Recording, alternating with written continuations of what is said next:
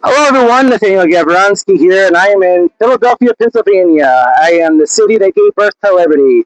And I've been doing a lot of videos about the battlefields and some of the people that were involved in the lead up to the Revolutionary War, the locations that the battles took place. But I want to cover a little bit about what happened here because it's important to give you context and why they did different things at certain times. Okay, so we had kind of a build-up. You had, the Boston Massacre, you had the Boston Tea Party, and you had the Town Annex up in Massachusetts. And this all happened between 1770 and 1774. Okay? And what happened then is that all the colonies kind of realized that this was going to be a problem, not only just for Massachusetts, but for all the colonies. So they decided they were going to get together. And they met here in Philadelphia from September 5th until October 26th of 1774. The reason why they did this is that only 12 of the 13 showed up. Georgia didn't show up. Georgia had a lot of connections with the crown. They were a military colony. They were almost entirely dependent on England for everything, so they didn't show up. But when they got here, they created what they call the Continental Association. This was basically an organized boycott of British goods, an organized kind of an agreement that we're going to do this and not do this, we're going to do this and not do that. And it wasn't like really well attended. Washington was here, John Adams was here, Patrick Henry was here, like the kind of like the big names were here, but it wasn't absolutely everyone. This is kind of the first one. It was just, a little over a month, almost 2 months, and they basically just kind of did the organization. That was the first Continental Congress. They decided though they weren't really ready. They weren't done, and they were going to have to meet up again to determine kind of what the next steps were. But they might want to see what was going on, how the organization was working when it comes to like explaining to the British government that they don't like what's going on, and they agreed to meet again in a year. However, they started coming in earlier because tensions in Massachusetts started to really build up. You had Lexington, you had Concord, and you had little bitty, uprisings all across the colonies. The biggest one in the South was in Williamsburg, Virginia, from College of William and Mary, where James Monroe helped lead a march down to the governor's mansion over the powder magazine there, along with other prominent people in the Virginia colony. And so these were developing kind of all over the place, and they decided that they needed to get here earlier, and then they decided they were going to meet here at the Pennsylvania State House, which is what this was. This is where they met to do legislation for the colony of Pennsylvania. In fact, this existed as the Pennsylvania State House even after the Revolution initially. The federal government just kind of rented it from the state. Anyway, so getting into the Second Continental Congress, they quickly realized that the war has started. The shot heard around the world has been fired. Concord happened, Lexington happened. Things in Massachusetts are now in the direction that we are going to go into armed conflict. However, they did really want to try one last thing, and they sent the olive branch petition to London, to King George, just basically explaining like, hey, this is getting out of hand. We want to try to find a way to fix this so it's not a problem. We don't have to fight. The king didn't even read it. The king went and just, had an announcement to Parliament and basically announced that the colonies were in full rebellion and sent all of the ships here to North America. Now, this happened after the Boston evacuation. Don't forget, the siege of Boston got over on March 17th, 1776. During this time period, in April, Washington and his army marched down to New York because he was correct in believing that at the New York harbor and New York was where the British were going to return. Now, Congress is still meeting here in Philadelphia continuously, hoping that they will get a response from the Crown, a positive response from the Crown, which they don't get. They find out that the British have shown up to New York harbor, and they are trying to figure out what they're going to be doing. They know they're coming, and they're kind of getting stationed all along Long Island and the western part of Manhattan and the New York Harbor area. Washington is there, and he is coming off of a victory in Boston, so he has high morale at this point, and they're still trying to figure out just exactly what they're doing. It's not independence yet. They haven't gotten there. This is, April and May of 76. And now we're getting into June, and the ships are on their way. So now we got to figure out what are we going to do. They decided they needed to make a vote because there's people pushing for independence. Okay, if we're going to do independence, we need to have a vote. They set a deadline for the vote on July 2nd of 1776. And they had a committee of 5, which was really, Franklin, John Adams, Thomas Jefferson, who ended up writing the whole thing, essentially. You had a guy named Livingston, you had a few other people in there. But they were just like encouraging Jefferson. They were his cheerleader. And he started working on this on June 11th of 76, working on drafts for this declaration or something, resolution for independence. It wasn't guaranteed that they were going to vote for it. It was going to fall in favor, but Jefferson was in charge of writing it. And Jefferson put a lot of time and effort into this. Like I said, he worked at the drafts. They have several of the drafts here in Philadelphia, which is older than the stuff they have actually in D.C. Now, he delivers it to this building on the night of the 1st of July, and there's a couple of problems. One, several of the states, or the colonies at this time, are kind of in deadlock. Some members are not even present because they're ill, they're sick, they're not able to be here and function.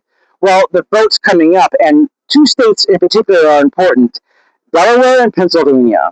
Okay, now we're in Pennsylvania, so it's clearly very important, but the Delaware delegation was slightly tied up, but there was one person who, if he could get back in time, could break the stalemate and bring Delaware on the yay side.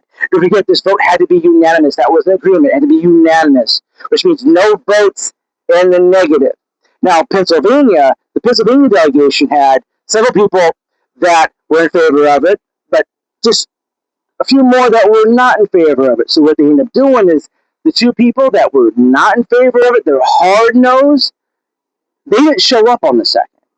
So you get this guy riding in from overnight through a torrential downstorm, all the way from Delaware to get back up here from Wilmington. He comes in the boat, he's dripping wet in rain and mud.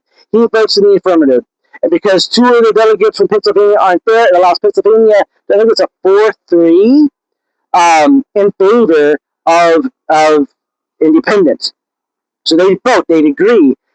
New York abstains. New York delegation had no instructions from Albany, and so they didn't know how to vote.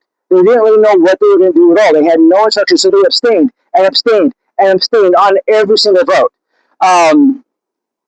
But since they didn't vote in the negative, the affirmatives had it, the yeas had it, and they declared, yes, we are going to vote for independence. We, the United Colonies, we are voting for independence. And what happens next is they decided they got to go through this document. It's a long document, and they got to make sure everyone's on the same side, because they agreed they're going to do it. They're going to vote for independence, but they haven't put it into words, not quite. Now, Jefferson, who wrote this, who's from Virginia, who is a slave owner, actually had a huge aspect, a huge part of this document that explicitly got rid of slavery across the country. But because of the Southern Alliance, including his own colony, they threatened to leave. They threatened to not support it and to back out, which the whole thing would have fallen apart. This really was a North-South thing. Jefferson, who actually has a much more complicated history when it comes to slavery, he tried to make it outlaw along with James Monroe and James Madison in Virginia in the year 1800. He had worked, yes, he did own slaves. It was a common thing at the time. But here's a man who knew it was morally wrong and was trying to find a way to make it illegal. But, he had debts, and if he were to let his slaves go, the chances are they could be picked up and taken as collateral for Jefferson's debts. There are some primary sources on this, that was what could happen. He did want to make sure that his slaves were treated really well, and all reputation was that he did take really good care of these people that were under him. No pun intended. So it's a very complicated thing. Everyone can kind of agree. I'm pretty sure that slavery was wrong, but it was a complicated issue, and they were trying to deal with it at this time. But the South has made it impossible. They had to kick that can down the road, which they did in the 1860s. But Jefferson did give it the full college try. Now, they went through a bunch of other aspects of his draft, and Jefferson just kind of sat there the whole day of the 3rd, which is today, 250 years ago today. They were in this building going through word by word by word, not sentence, not by paragraph, word by word by word, because every word had to carry the weight of the gravity of what they were doing. And so, all through the night of the 3rd, all through the day of the 4th, they had finally gotten to what they all agreed on. And it wasn't what everyone wanted, but it was what a majority of them collectively they could live with, at least for the time being. And so they took the document, they took it all up, they took it to a guy named Dunlap. And what he did is he actually set it in a printing press. And he made, throughout the night, 200 copies. These are called the broadsides. And these are written out all across the colonies, from north to south. In fact, one was delivered to George Washington, and he read it out loud to his troops. One was ultimately sent to London to inform the king that they were no longer part of the empire. And even once when you come across one of these broadsides, one was famously found in the back of a painting. They were hidden. There was one actually on display at Monticello in Virginia, in Huntersville, at Thomas Jefferson's house. I'm not for sure if that's still there. That one does kind of move around. There are some in Washington. I believe Trump actually has one sitting in the Oval Office right now. But that was kind of happened with and see, when he printed these, they were printed on the 4th of July. So the date that they were being printed was the 4th of July, even though the vote for independence took place on the 2nd. They did all the editing and the paperwork on the 3rd. The paperwork wasn't finalized until the 4th, and that's the date that was stamped on it. So, you know how John Adams said that he thought that the 2nd of July was going to be known as this great celebrative day where there's going to be fireworks and celebrations and parades and big feast. He had all it right, but he wasn't able to realize that the date the paperwork was done was the day that would be known for history.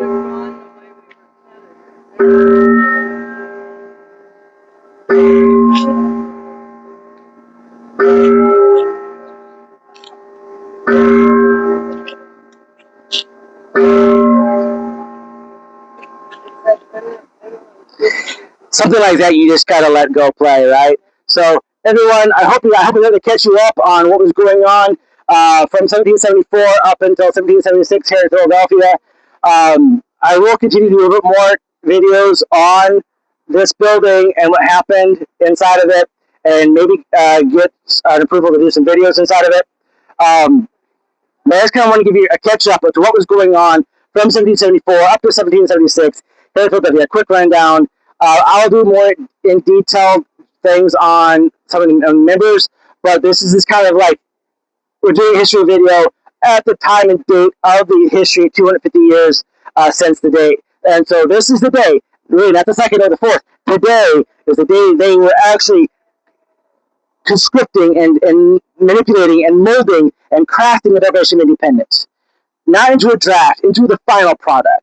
That happened today.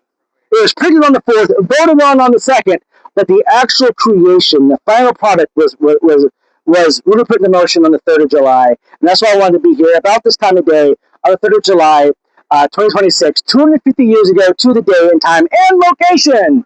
All right, guys, thank you so much for watching this video. I hope you're enjoying watching these videos about the 250th anniversary of the United States. USA. Like and subscribe, share these videos, and I will see you in DC tomorrow, everybody.